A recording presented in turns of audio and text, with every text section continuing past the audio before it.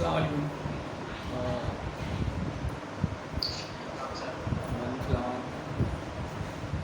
अच्छा भाई, last class में हम इनपुट आउटपुट डिवाइसेस पढ़ रहे थे। फर्दर थोड़ा सा और आगे बढ़ते हैं। इसमें अभी कंप्यूटर की इनपुट आउटपुट डिवाइसेस के बाद जो है ना, अब हम रिटर्न जा रहे हैं, यानी कि बैक की तरफ जा रहे हैं वापस अपनी सीपीयू में। सीपीयू में जो हम पढ़ के आए थे उसके अंदर क्या क्या पढ़ा था हमने, अगर किसी को याद हो तो उसमें हमने रैम पढ़ी थी, उसमें रोम पढ़ी थी, यानी कि मेमोरी डिवाइसेस पढ़ी थी, उसकी क्या मेमोरी स्टोरेज किस तरह से होती है। उसके अलावा हमने उसमें क्या पढ़ा था, उसके अलावा हमने इसको सीपीयू को हमने डिस्कस करा था कि किस तरह कंट्रोल यूनिट काम होता है, किस तरह लीड यूनिट काम कर रहा होता है, और किस तरह से तमाम कन्वर्जन होने के बाद, यानी कि कीबोर्ड माउस के जो सिग्नल्स सीपीयू को रिसीव हो रहे थे वो किस तरह से मेमोरी में सेव होने के बाद आपकी स्क्रीन के ऊपर डिस्प्ले हो रहे थे। तो वो तो एक सीपीयू का लेआउट था पूरा जो हमने डिस्कस करा था। फर्दर हम थोड़ा सा आगे बढ़ते हैं। हमारा यूनिट 4 है जिसका नाम है स्टोरेज डिवाइसेस, यानी कि वो तमाम डिवाइसेस जिसके अंदर आप किसी भी टाइप का डेटा स्टोर करते हैं। अच्छा, ये जो स्टोरेज जो वर्ड है ये बेसिकली निकला स्टोर से ही है। स्टोर के माने होते हैं किसी चीज़ को कहीं पर सेव कर लेना। फॉर एग्जाम्पल क्या होता है, हर किसी के घर में ना कोई एक स्टोर बना हुआ होता है। स्टोर का मतलब क्या होता है, वहाँ पे कोई ना कोई आपका फालतू सामान रखा हुआ होता है, या ऐसा भी होता है कि कोई ज़रूरी सामान आपके स्टोर में रखा हुआ होता है। तो स्टोर वहाँ पे क्या होता है, बहुत सारी चीज़ें, डिफरेंट टाइप की चीज़ें आपने अपने स्टोर में सेव करी हुई होती हैं। सबसे कॉमन स्टोर जो होता है हमारे घर में, मैं आपको बहुत मज़े की एग्जाम्पल देता हूँ। सबसे कॉमन स्टोर जो हमारे घर में होता है वो होता है फ्रिज। आपका जो फ्रीज़र होता है उसके अंदर आप लोग क्या कर रहे होते हो, अपने खाने को सेव कर रहे होते हो, अपनी उसमें डिफरेंट टाइप के फ्रूट्स वगैरह सेव हो रहे होते हैं, और बहुत सारी चीज़ें ऐसी होती हैं जो आप एक दिन के बाद, 2 दिन के बाद या 3 दिन के बाद इस्तेमाल करना चाहते हैं, तो उन चीज़ों को आप प्रॉपर स्टोर कर लेते हो। तो ये जो स्टोरेज डिवाइसेस होती हैं बेसिकली सीपीयू में, जो स्टोरेज डिवाइसेस हैं, main storage devices of CPU क्या होती हैं मैं आपको बता दूँ। सबसे पहले सीपीयू में होती है रैम एंड रोम। अच्छा, रैम एंड रोम का आपको मतलब तो पता है। रैम का मतलब होता है रैंडम एक्सेस मेमोरी, और रोम का मतलब होता है रीड ओनली मेमोरी। सही है। इसमें से एक रैम, एक देखो हमारी जो रोम होती है वो परमानेंट होती है, यानी कि ना हम इसको इरेज कर सकते हैं ना हम इसको ख़त्म कर सकते हैं। इवन के लाइट भी चली जाए और जैसे ही आपका कंप्यूटर स्टार्ट होगा तो रोम का डेटा एज इट इज़ रोम के अंदर सेव होता है। ठीक है। जबकि रैम क्या होती है, रैम वो होती है कि जब आपकी कोई भी एप्लीकेशन रन हो रही होती है, कोई भी एप्लीकेशन, इवन के अगर आप स्क्रीन पे कोई गेम भी खेल रहे हैं ना, तो वो विद इन अ टाइम, यानी कि उसी टाइम वो गेम उस रैम के अंदर रन होके आपके डिस्प्ले के ऊपर आ रहा होता है। अब क्या होगा, जैसे ही लाइट चली जाएगी तो आपका वो गेम बंद हो जाएगा। आपका सीपीयू जैसे ही रिस्टार्ट होगा तो आपको गेम दोबारा से चलाना पड़ेगा। तो ये बहुत ही छोटा सा डिफरेंस था रैम और रोम का। अच्छा, फर्दर हमने तो पहले जो हमने अपना कंपोनेंट्स में पढ़ा था, जो आपके यूनिट 2 था उसमें सीपीयू को जो हमने पढ़ा था, हमने तो सिर्फ यही देखा था कि भाई एक चीज़ होती है रोम और एक चीज़ होती है रैम। सही है। अब हम यूनिट नंबर 4 में जो है स्टोरेज डिवाइसेस में फर्दर इनकी टाइप्स पढ़ेंगे। टाइप्स क्या क्या, रैम की कितनी टाइप्स हैं और रोम की कितनी टाइप्स हैं। हमारे पास जो रैम की टाइप्स हैं, रैम होती है बेसिकली 2 टाइप्स की रैम होती है हमारे पास। एक होती है स्टैटिक रैम जिसको हम बोलते हैं नॉर्मली एस रैम, और एक होती है डायनेमिक रैम यानी कि जिसको हम बोलते हैं डी रैम। सही है। इसी तरह से कुछ रोम्स की टाइप्स होती हैं। रोम में क्या होता है, रोम की बेसिकली 3 टाइप्स होती हैं। एक कहलाती है पी रोम यानी कि परमानेंट होती है, एक होती है ई रोम। ई का मतलब होता है erasable, programmable read only memory. सही है। और एक होती है ई प्रोम यानी कि electronically erasable programmable read only memory. तो ये बेसिकली इनकी टाइप्स हैं। हमारे पास रैम की अगर आपसे पूछा जाए कि भाई रैम की कितनी टाइप्स होती हैं, तो आपको याद होना चाहिए कि रैम की 2 टाइप्स होती हैं बेसिकली। एक होती है डायनेमिक रैम डी रैम, और एक होती है स्टैटिक रैम यानी कि एस रैम। और अगर आपसे कोई पूछे कि भाई रोम कितनी टाइप्स की होती हैं, तो आप क्या बोलेंगे, भाई रोम हमारे पास 3 टाइप्स की होती हैं। एक प्रॉम होती है यानी कि प्रोग्रामेबल रीड ओनली मेमोरी होती है, एक होती है ई प्रॉम यानी कि electronically programmable read only memory या erasable programmable read only memory, और एक होती है ई प्रॉम यानी कि इलेक्ट्रॉनिकली या electrically erasable programmable read only memory. Further सबसे पहले हम स्टार्ट करते हैं कि इसका इंट्रोडक्शन जो है आपका यूनिट 4 का इंट्रोडक्शन क्या बोल रहा है। इंट्रोडक्शन करते हैं, उसके बाद थोड़ा सा हम आगे बढ़ेंगे और देखेंगे कि भाई हमारी ये रैम जो है ये क्या बोलती है। अच्छा, introduction storage devices. In general terms memory refer to the place where data is keeped for later use. ये देखें, सबसे पहले उसने वही बोला कि मेमोरी रेफर करती है उस प्लेस को जहाँ डेटा सेव किया जाता है, यानी कि कीप्ड का मतलब होता है रखा जाता है। For later use, for later use मतलब इन फ्यूचर यूज़ में। लेटर यूज़ क्या, आज के बाद के इस्तेमाल में। जैसे हम वर्ड लेटर इस्तेमाल करते हैं, बोलते हैं ना अक्सर टेक्स्ट करते होते हैं तो बोलते हैं टॉक टू यू लेटर, मतलब कि मैं आपसे बाद में बात करता हूँ। तो यहाँ पर इसने बोला है कि कीप फॉर लेटर यूज़, यानी कि उसको बाद में इस्तेमाल करने के लिए सेव किया जाता है। For example, a human being has a memory where she stores things that can be recalled whenever required।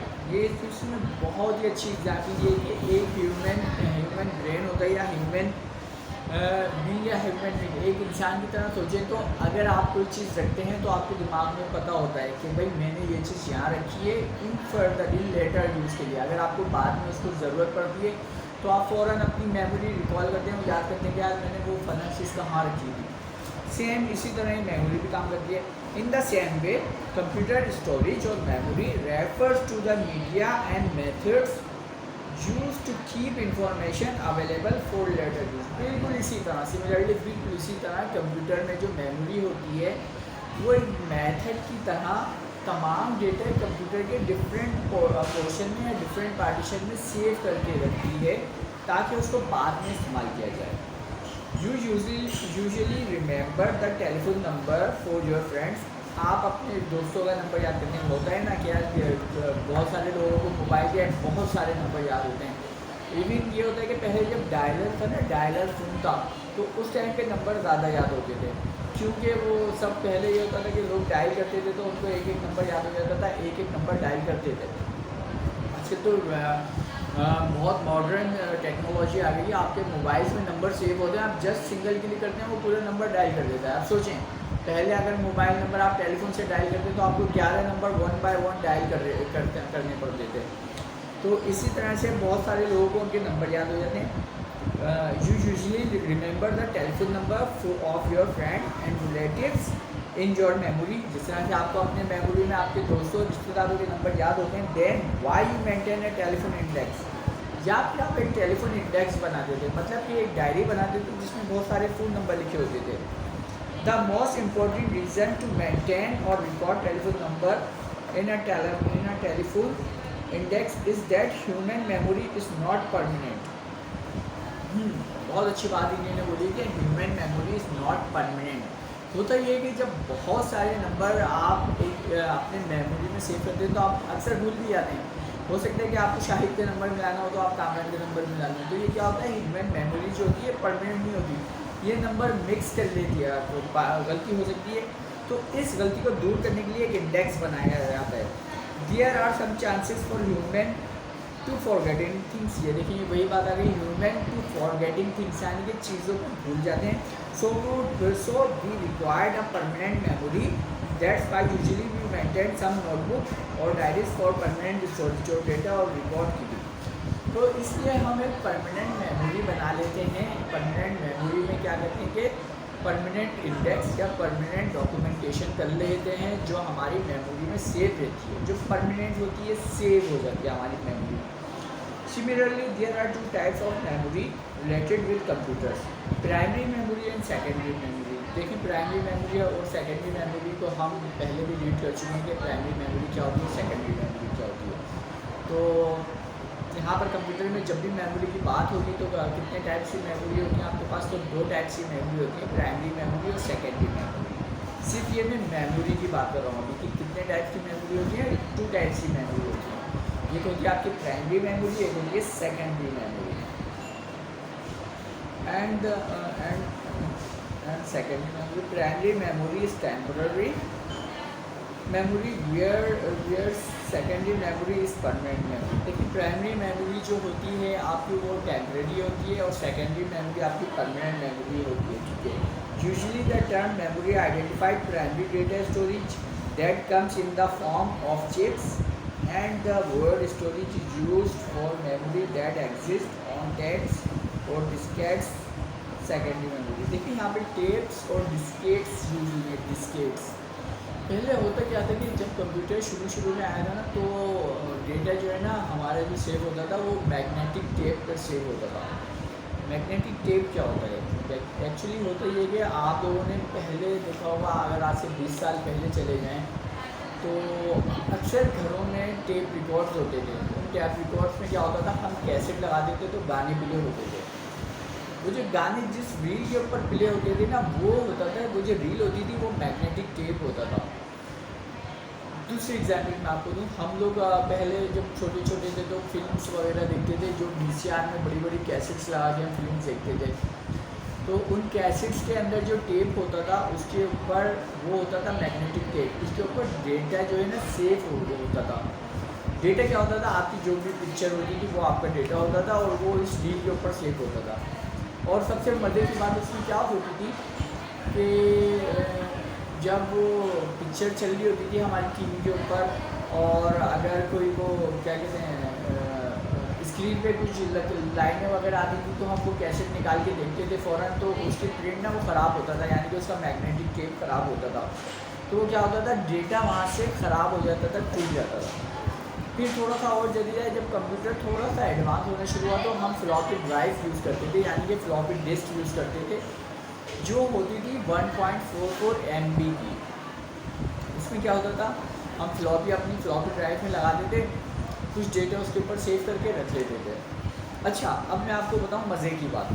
देखिए आपकी जो टेप रिकॉर्ड की जो कैसेट्स थी, जो आपकी फिल्म्स वगैरह की कैसेट्स थी, उनको रिप्लेस कर दिया CD ने और DVD ने। CD और DVD तो आप नॉर्मली मिल जाती हैं, ठीक है। और जो आपकी फ्लॉपी डिस्क थी ना, फ्लॉपी डिस्क जिसमें आप अपना डेटा सेव करते थे, उसको रिप्लेस कर दिया आपकी USB ड्राइव ने और आपके मेमोरी कार्ड ने।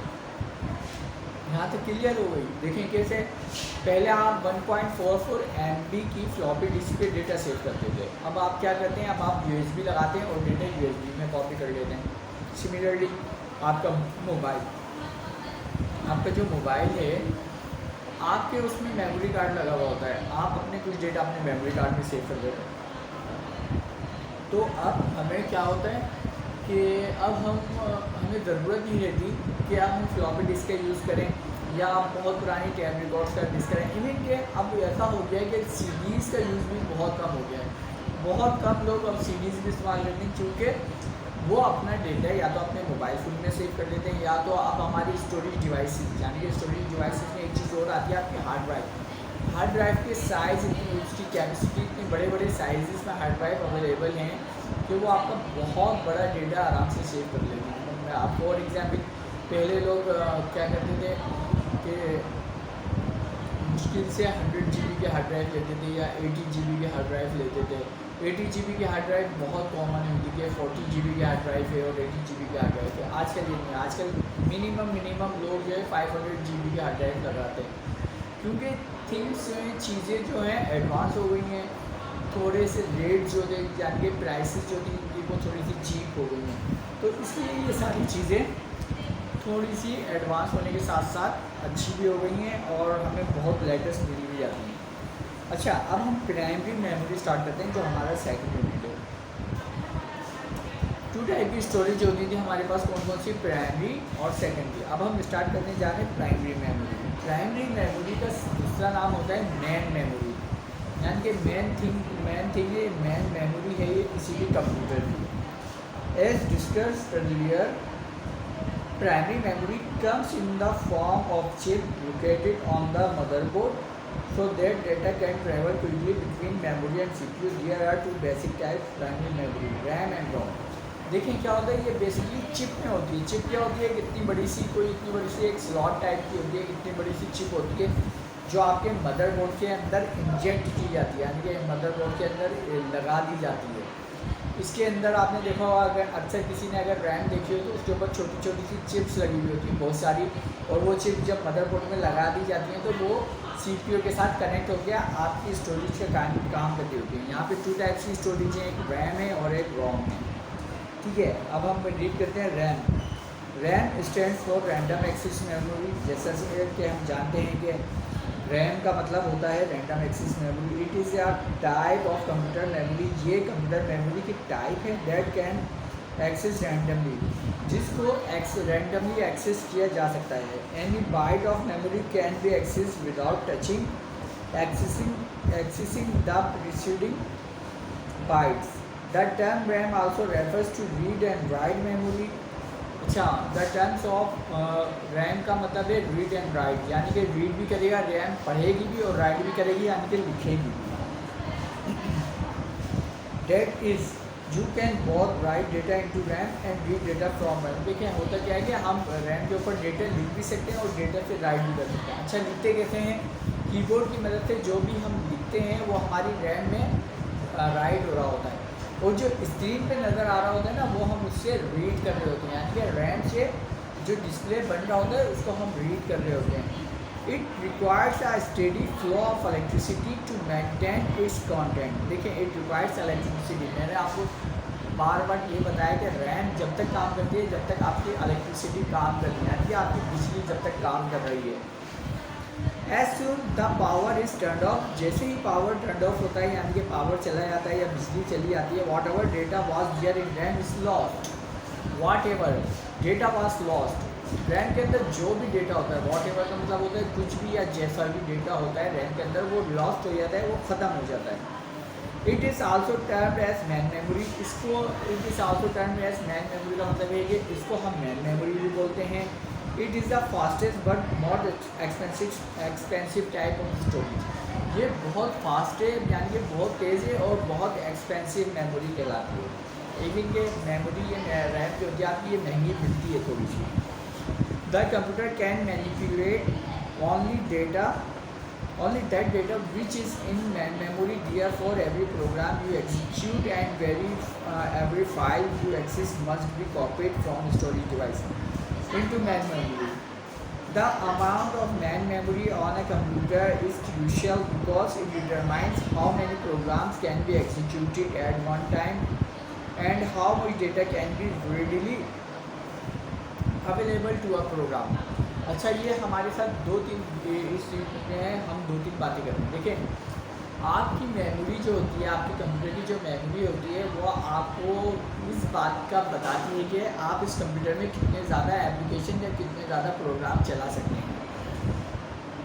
बेसिकली होता है कि मैंने एक तरफ MS वर्ड खोल लिया, MS एक्सेल खोल लिया और MS पावर पॉइंट खोल लिया, तो अब इसके अलावा मैं उनके साथ एक गेम भी चलाना चाह रहा हूँ। ठीक है, तो क्या मेरी मेमोरी में अगर इतनी स्पेस होगी, यानी कि मेमोरी की कैपेसिटी ज़्यादा होगी, तो मैं सारे काम एक साथ कर लूँगा। अदरवाइज़ क्या होता है कि मेरी मेन मेमोरी जैसे ही स्लो होती है ना तो मेरा कंप्यूटर स्लो होता है। अक्सर क्या होता है, गेम खेलते खेलते कंप्यूटर स्लो होना शुरू हो जाता है। कंप्यूटर स्लो क्यों होता है कि उसकी मेमोरी जो होती है, यानी कि मेन मेमोरी जो होती है वो फुल हो रही होती है, वो एक्सीड डेटा पे की तरफ जा रही होती है। जब वो कोई चीज़ एक्सीड लिमिट की तरफ जाता है ना तो फिर हमारा कंप्यूटर स्लो होना शुरू हो जाता है, इवन कि वो हैंग हो जाता है कंप्यूटर। फिर क्या करना पड़ता है, जैसे ही फिर आप उसको कंट्रोल ऑर्डर डिलीट करके कोई एप्लीकेशन बंद करना चाहते हो तो वो उसको भी बंद नहीं करता, बहुत ही स्लो हो जाता है। तो ये यही बोल रहा है, the amount of main memory on a computer is crucial because determines how many programs can be executed. इसका यही मतलब है कि कितने प्रोग्राम उस कंप्यूटर में, उस मेमोरी में एग्जीक्यूट हो गए हैं या उस कंप्यूटर में एग्जीक्यूट हो सकते हैं। अगर आपको ज़्यादा प्रोग्राम एक साथ एग्जीक्यूट करने हैं तो आपको उसके लिए ज़्यादा मेमोरी रिक्वायर्ड होगी, ज़्यादा रैम्स रिक्वायर्ड होगी। हो सकता है कि आपके कंप्यूटर में 2 GB रैम लगी हुई हो, लेकिन आप गेम खेल रहे हैं जो सिर्फ 2 GB का है, तो फिर हमें एप्लीकेशन को रन करने के लिए भी तो मेमोरी चाहिए। अब जो 2 GB थी वो तो गेम में यूज़ कर ली, तो अब कंप्यूटर किसके ऊपर चलेगा। तो जैसे ही हम ये ऐसी कोई कंडीशन आती है हमारे पास, तो हमारा सिस्टम स्लो हो जाता है। ठीक है, थोड़ा सा आगे बढ़ते हैं। There are 2 basic types of RAM. यहाँ पे 2 बेसिक टाइप्स की रैम है। नंबर 1 है डायनेमिक रैम, नंबर 2 है static RAM. The two types differ in the technology they use to hold data. Dynamic RAM is the most common type. Dynamic RAM needs to be refreshed thousands of times per second. लेकिन dynamic RAM जो होती है उसके अंदर आप जितना भी काम करें उसको रिफ़्रेश आप जैसे ही करते हैं ना, तो वो एकदम से सारे डेटा को रिफ़्रेश कर देती है। Static RAM does not need to be refresh. Static RAM को रिफ़्रेश करने की कोई ज़रूरत नहीं होती, विच मैक इट्स फास्टर, जो उसको बहुत तेज़ बना देती है। But it is also more expensive. Static RAM more expensive, कोई बहुत महंगी होती है than dynamic RAM. Both types of RAM are volatile, meaning that they lose their contents when the power is turned on। अच्छा, dynamic RAM और static RAM दोनों type की memory ऐसी हैं, जैसे ही पावर जाता है तो ये लॉस्ट हो जाती है, ख़त्म हो जाती है, बिल्कुल ब्लैंक हो जाती है। और ये दोनों मेमोरी होती भी बहुत ही ज़्यादा महंगी हैं, बहुत ही एक्सपेंसिव होती हैं। अच्छा, क्या होता है, डायनेमिक रैम जो होता है उसको हम रिफ़्रेश कर सकते हैं बार बार, जबकि स्टैटिक रैम को हमको रिफ़्रेश करने की ज़रूरत नहीं होती, क्योंकि स्टैटिक रैम खुद से बहुत ही ज़्यादा फास्ट होती है। इसके आगे हम पढ़ते हैं रोम की तरफ आते हैं, बल्कि आज के लिए मेरे ख्याल से इतना ही काफ़ी है, क्योंकि रोम जो है एक बड़ा टॉपिक है, बहुत ही इम्पॉर्टेंट टॉपिक भी है। उसमें आपको फर्दर समझाना भी है मुझे कि रोम होती क्या है बेसिकली, और रोम के अंदर किस तरह से हम कोई प्रोग्राम फीड करते हैं, यानी कि किस तरह से रोम के अंदर प्रोग्राम सेव करते हैं। सबसे अच्छी एग्जाम्पल मैंने आपको पहले भी दी होगी शायद, कि जैसे ही हमारा कोई कंप्यूटर स्टार्ट हो रहा होता है तो वो कंप्यूटर एक लोगो शो करता है, यानी कि वो किस कंपनी का ब्रांड है। इवन क्या आजकल आपके जो मोबाइल हैं, जब जैसे ही आप मोबाइल को रिस्टार्ट करते हैं तो सबसे पहले सैमसंग का लोगो आ जाता है या इन्फिनिक्स का लोगो आ जाता है। तो वो एक लोगो जो शो हो रहा होता है वो एक प्रोग्राम के थ्रू शो हो रहा होता है हमारे पास। तो वो जो प्रोग्राम हम रोम में सेव करते हैं ना, जो परमानेंट प्रोग्राम होता है, यानी कि जैसे ही आपकी डिवाइस यूज़ होगी तो वो सबसे पहले इस प्रोग्राम की तरफ जाएगी। तो ये प्रोग्राम किस तरह से हम अपनी रोम के अंदर सेव करते हैं और किस तरह से रोम में से इन प्रोग्राम्स को हम डिलीट कर सकते हैं, तो ये एक अलग टॉपिक है। रोम एक बड़ा टॉपिक है। आप लोग जब तक रैम को फोकस करो, मेन मेमोरी बोलते हैं इसको, हमारी ये प्राइमरी स्टोरेज चलाती है रैम, और ये बेसिकली 2 टाइप की होती है, एक स्टैटिक होती है और एक डायनेमिक होती है। ठीक है, आज की क्लास हम यहीं पर स्टॉप करते हैं।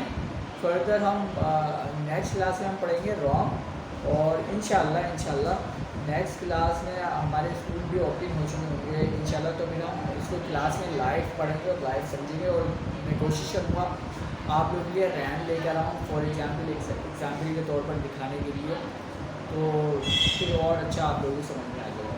ठीक है, आज की क्लास को यहीं पे स्टॉप करते हैं। टिल देन, अल्लाह हाफ़िज़।